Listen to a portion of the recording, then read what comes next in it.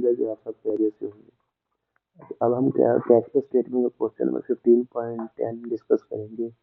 ये क्वेश्चन भी हम बाकी क्वेश्चन की तरह डायरेक्ट मेथड से और इंटरक्शनल मेथड डिस्कस कर लेंगे।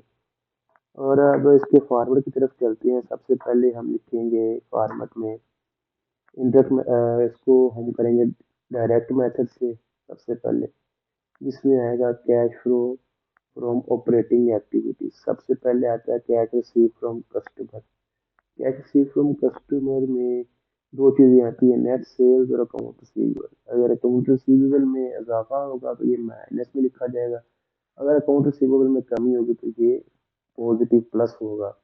तो हमारे केस के अंदर जो net sales is according to income statement वो थी 750, और जो था अकाउंट रिसीवेबल में हुआ था इजाफा। तो जब ऐसे इसमें अकाउंट में इजाफा होता है ये नेगेटिव लिखा जाता है। इसके अंदर इजाफा हुआ था 80 रुपीज़ का। अब 750 80 रुपीज़ माइनस करेंगे तो आंसर आएगा 670। वो इधर लिखा जाएगा कैश रिसीव फ्रॉम कस्टमर। उसके बाद कैश पेड टू सप्लायर्स, जो हमने सप्लायर्स को पैसे देने हैं जिनसे हमने माल खरीदा था। इसके अंदर तीन चीजें आती हैं, एक सीजीएस होता है, कॉस्ट ऑफ गुड्स सोल्ड। दूसरी आएगी इसके अंदर इन्वेंट्री और अकाउंट पेएबल। अब सीजीएस की अमाउंट जो है अकॉर्डिंग टू इनकम स्टेटमेंट वो है 450। इन्वेंट्री इन्वेंट्री की जो अमाउंट है इसमें कमी हुई है वो ये माइनस हो जाएगी। इन्वेंट्री इसमें से कितने की कमी हुई है, 35 की कमी हुई है। तो ये आप याद रखिएगा। और इन्वेंट्री के अलावा एक चीज अकाउंट पेएबल आता है। अकाउंट पेएबल में इजाफा हुआ है और ये भी माइनस हो जाएगी, ये दो चीजें माइनस हो जाएंगी। 450 minus 35 minus 75 is equal to 340। उसके बाद आएगा कैश पेड फॉर एक्सपेंस, जो हमने खर्चे किए। इसके अंदर हमारी 3 से 4 चीजें आ जाती हैं। सबसे पहले आ जाता है एक्सपेंसेस, उसमें से डेप्रिसिएशन लेस हो जाती है। और आ जाता है आपके प्रीपेड एक्सपेंसेस और अप्रूव्ड लाइबिलिटी का, ये 4 चीजें आ जाती हैं। अब जो एक्सपेंसेस हैं ये हमें मिलेंगे इनकम स्टेटमेंट में से। सेलिंग एंड एडमिनिस्ट्रेटिव एक्सपेंसेस 223 के हैं। इसमें से डेप्रिसिएशन जो है वो लेस हो जाएगी।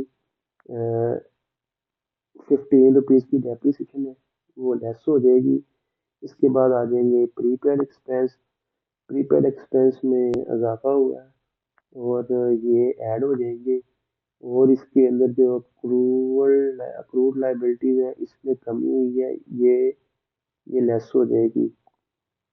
ये देखिए आपने अगर 3 शो हो रही होगी आपको 23 minus 15 depreciation to prepaid expense से, और ये ऐड हो जाएगा लाइबिलिटी अक्रूड लाइबिलिटी 220 आ जाएगा। इसके बाद इनकम टैक्सेस आ जाएंगे। इनकम टैक्सेस टोटल 24 के थे, उसमें से जो डेफर्ड था वो 8 रुपीज़ के थे, और 16 रुपीज़ के जो है ना ये हमारे अभी पे हो चुके थे। नॉन ऑपरेटिंग आइटम में था $3 था। टोटल $97 आ जाएगा हमारा ऑपरेटिंग एक्टिविटी से cash flow. Cash flow for investing activity के अंदर आपको बताया था कि फिक्स एसेट्स और इन्वेस्टमेंट आएंगी। फिक्स एसेट में हमारे पास प्लांट एंड इक्विपमेंट में इंक्रीज हुआ तो ये नेगेटिव लिखा जाएगा। डिक्रीज हुई तो लॉन्ग टर्म इन्वेस्टमेंट पे ये पॉजिटिव लिखा जाएगा, -73 आंसर आएगा। Cash flow from financing activities, decrease in common stock. Common stock में कमी हुई है और ये माइनस में लिखा जाएगा। डिविडेंड पे किया ये भी माइनस में लिखा जाएगा। तो बॉन्ड्स पेएबल है ये पॉजिटिव लिखा जाएगा। तो हमारा आंसर आएगा -31। नेट इंक्रीज, यहाँ डिक्रीज होगा तो ब्रैकेट में लिखेंगे। हमारा ना 7 रुपये कैश में कमी हुई है। अब इसी चीज से हमारे क्वेश्चन का चेक लग जाएगा। अगर 7 रुपये डिक्रीज हो रहा है, स्टेटमेंट के बता रही है, आया ये क्वेश्चन ठीक है कि नहीं ठीक। अब क्वेश्चन ही बताएगा शुरू पे ओपनिंग कैश 11 था, एंडिंग कैश 4 है, तो कितने का फर्क आ गया, 7 का, -7 का, तो ये भी -7 है। उसके बाद दूसरा चेक, ओपनिंग कैश बैलेंस के अंदर ऐड करेंगे और क्लोजिंग कैश बैलेंस 4 है। और ये क्लोजिंग 4 है, डबल चेक लग गया आपके क्वेश्चन को। इसके बाद इसको हम क्वेश्चन करेंगे इनडायरेक्ट मेथड से। इनडायरेक्ट मेथड के अंदर सबसे पहले नेट इनकम आती है, उसके अंदर डेप्रिसिएशन ऐड हो जाती है। अगर अकाउंट रिसीवेबल में इंक्रीज होगा तो माइनस हो जाएगा, इन्वेंट्री में डिक्रीज होगा तो ये ऐड हो जाएगा। और थोड़ा जूम कर देता हूँ इसको। प्रीपेड एक्सपेंसेस में इंक्रीज होगा तो ये लेस हो जाएगा। अकाउंट पेएबल लायबिलिटी में इजाफा होगा, ये ऐड हो जाएगा। अकाउंट लायबिलिटी में कमी हुई है, ये माइनस हो जाएगा। डेफर्ड इनकम टैक्सेस में इजाफा होगा, ये भी ऐड हो जाएगा। ऑपरेटिंग एक्टिविटी 97 कैश फ्लो है, और cash flow from investing activity same वैसे जैसे डायरेक्ट मेथड में किया है। Cash flow from investing activity same as it is जैसे डायरेक्ट मेथड में किया है। और net increase decrease in cash $7, opening 11 and ending cash balance 4। तो ये था क्वेश्चन नंबर 15.7। इसका अगर आपने स्क्रीनशॉट लेना है तो ले सकते हैं आप। मैं आपको स्क्रीनशॉट करा देता हूँ इधर।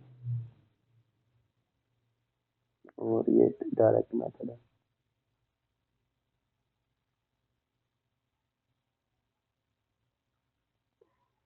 और ये इलस्ट्रेशन इसकी सोल्व की हुई है, जो कि नोट्स में भी सोल्व की हुई है। उम्मीद है कि आप सबको इसकी अच्छी